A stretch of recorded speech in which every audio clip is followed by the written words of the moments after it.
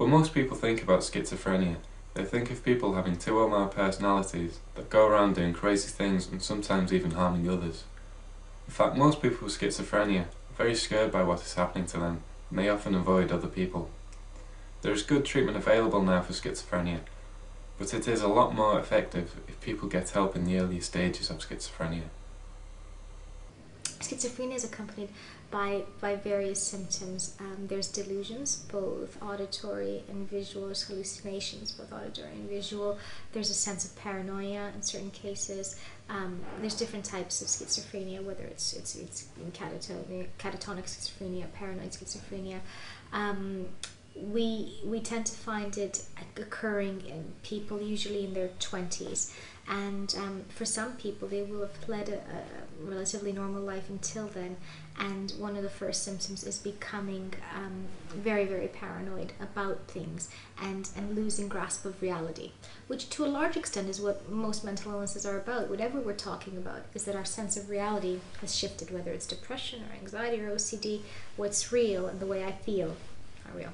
And this is nowhere more true than with schizophrenia, where you actually have almost realistic manifestations of what your fears are. I think for a lot of people they confuse schizophrenia with multiple personality disorder. These are two very different things. Your personality doesn't split up into different areas. You just see things and feel things that perhaps aren't there. Around about 10 years ago, we were all on holiday and we realised how ill my brother was with what later turned out to be paranoid schizophrenia. About 3 or 4 years prior to this, he smoked a hell of a lot of weed. I appreciate there are a lot of other causes for schizophrenia, but as a family we're pretty much convinced that weed was the cause of my brother's mental illness. He was 17 at the time. We noticed he was a lot more withdrawn.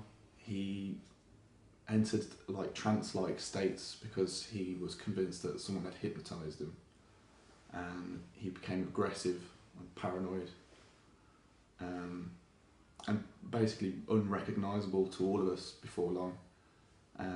By the time we come back to our hometown, we realised that he had to go and be committed to hospital.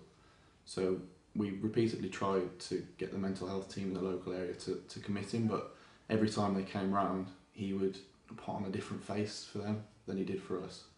And for months, nothing happened, and his condition just got worse and worse. He carried on smoking weed until eventually it got way too bad.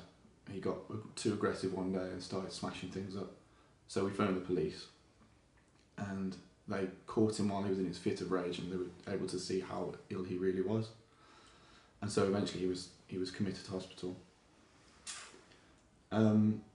Not long after that, he became homeless because he kept breaking out of hospital, and he would spend weeks, sometimes months, on the streets without a home. Sometimes a long time in London. He'd just pop up on the grid across the country, and at a police station we'd have to go and collect him and take him back to hospital. I do think if perhaps we'd been able to catch it sooner, or if he was treated sooner, then it wouldn't have been allowed to progress to the extent that it did. But unfortunately for us, it did progress into fully blown schizophrenia from cannabis psychosis.